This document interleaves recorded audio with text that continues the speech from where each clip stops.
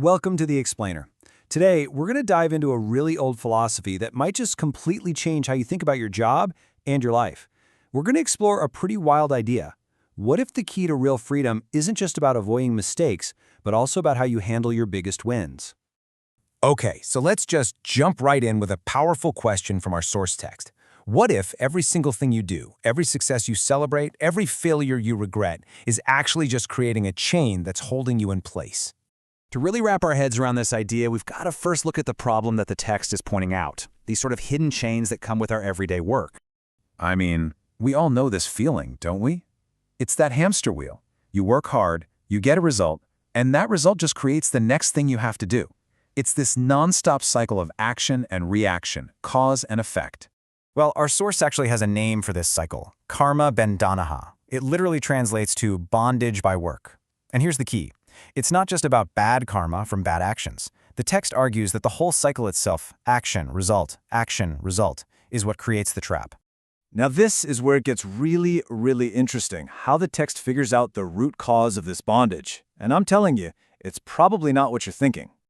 You know, most philosophies and self-help books kind of work on a simple system, right? Do good stuff and good things will happen. Do bad stuff and, well, you'll have to face the music. Yeah, we tend to see the world just like this. Good work gets you that promotion, that praise, that success. Bad work leads to failure or punishment. It seems pretty black and white, a clear path to follow. But here is the big twist. The source material says that view is missing half the picture. It argues that any reaction, even a really good one, binds you. Think about it. The pride you feel after a huge success, the craving for the next win, those feelings are just as binding as the shame from a failure. They all keep you tethered to this material world. So if all work, good and bad, creates these attachments, what are you supposed to do? Is the answer just to stop working, become a hermit and do absolutely nothing? Well, the text sees that question coming a mile away. If both the good path and the bad path lead to the same trap, there has to be another way, right? A third option that lets us act without getting tangled up in the results. And that solution is this amazing concept called yajña. The idea is to completely reframe your work. It's no longer something you do for yourself, for money, or for praise. Instead, it becomes a sacred offering, something you do for a higher purpose. The job might be the same, but your whole intention behind it is transformed.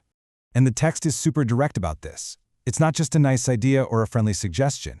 It's presented as a fundamental law.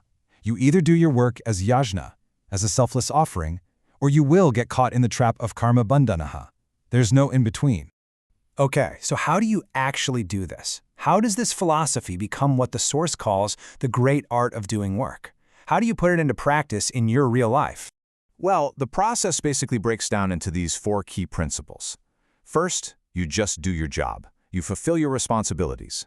Second, you shift your reason for doing it away from yourself. Third, you practice letting go of the outcome, becoming what the text calls mukta-saṅgaḥ, which means you're liberated from that attachment. And fourth, you get some guidance from someone who knows this path. And you can really see the difference here. On one side, you've got work that's all about personal gain, and the result is you get stuck. On the other side, you have work as an offering, motivated by something bigger, and the result is freedom. The entire focus shifts from me to something much, much greater. So why go through all this? What's the ultimate reward for mastering this art of sacred action, for making this huge mental shift? The payoff is basically everything. It's total liberation. When you work this way, you're free from all the reactions, the good ones and the bad ones. You literally step off that karmic hamster wheel for good.